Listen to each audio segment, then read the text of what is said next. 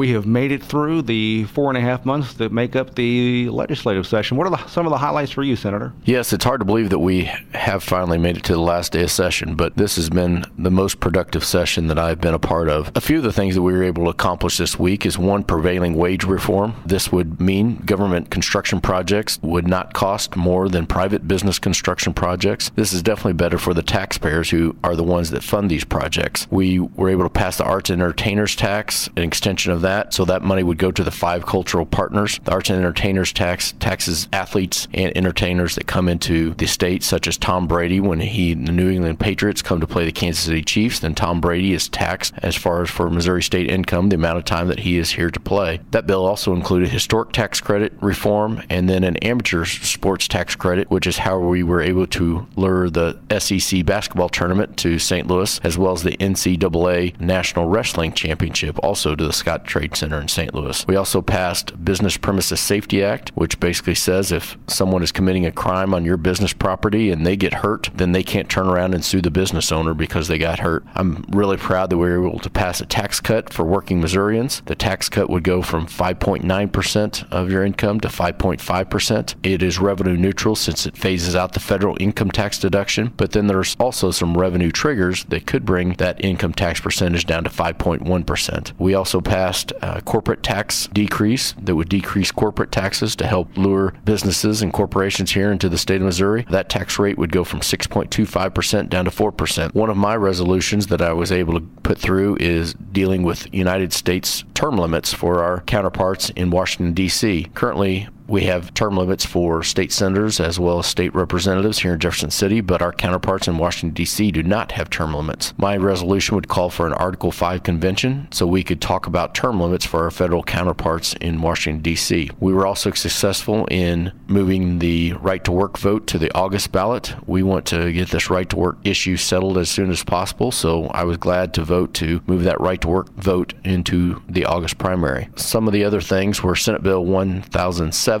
dealing with merit pay. Currently, Missouri has about 57,000 workers, and we want to make sure that our hardest working and most talented employees are promoted and continue working in the system, and Senate Bill 1007 would do that. We were also able to give a 1% raise for state workers making under $70,000. We have great state workers here in the state of Missouri, and we want to make sure that they're adequately compensated. Another item, too, that we passed just this week is the savings plan for first-time home buyers. This would allow a tax deduction for first-time home buyers that want to live the American dream and buy their own first house. So I was glad to have a part in that as well and offer an amendment to help clarify some language. Those are just a few of the things. One of the other things we do, not legislative related, but I was able to form the Senate Higher Education Caucus so we could talk about higher education issues. We had guest speakers come in from community colleges as well as four-year institutions to tell us some of the great things that they're doing on their campuses and some of the efficiencies that they've been able to realize with some of the cuts and funding challenges to higher education. However, in the budget that we passed a week ago,